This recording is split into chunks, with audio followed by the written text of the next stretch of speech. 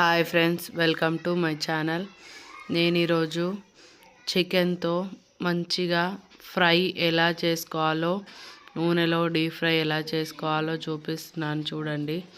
First chicken మంచిగా చిన్న పీసులు కొట్టించుకొని మంచిగా వాష్ చేసుకోవాలి. కాసు వాసన పోయేటట్టు వాష్ చేసుకొని దాంట్లోకి కారం, అల్లం వెల్లుల్లి పేస్ట్, సాల్ట్, కొంచెం ధనియా పిండి, దాని తర్వాత చికెన్ మసాలా, పసుపు, 1 టేబుల్ స్పూన్ అంత ఆయిల్, దాని తర్వాతకి కొంచెం కార్న్ఫ్లోర్ వేసి మొత్తం ముక్కలకు కలిసేటట్టుగా మంచిగా కలుపుకోండి. మేము దీంట్లో చూపించడం మర్చిపోయాము, తర్వాత వేసుకున్నాము.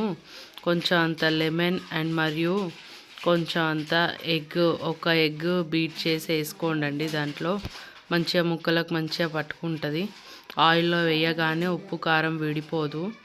మంచిగా ముక్కలకు పట్టేసుకొని ఆయిల్ కూడా అంత మొత్తం ఉప్పు కారం అంతా ఆయిల్లో ఉండిపోదు, మంచిగా వస్తాయి.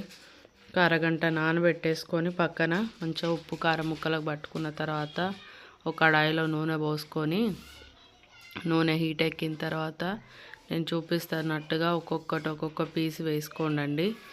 వేసుకునేటప్పుడు చాలా జాగ్రత్త అండి, చికెన్ చిల్లుతుంది పైకి. వేడిగా ఉన్నప్పుడు చిటపటమని చూసి వేసుకోండి. వేసుకొని నేను వీడియోలో చూపిస్తున్నట్టుగా మధ్య మధ్యలో అట్లా చేసేసుకోండి, కలుపుకోండి. మంచిగా క్రిస్పీగా అవుతాయి, కలర్ చేంజ్ అవుతాయి.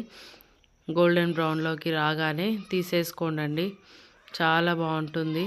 మీరు ఒకసారి ట్రై చేసి చూడండి. మనకు తింటుంటే పంట కింద కరకర అని తగులుతుంది.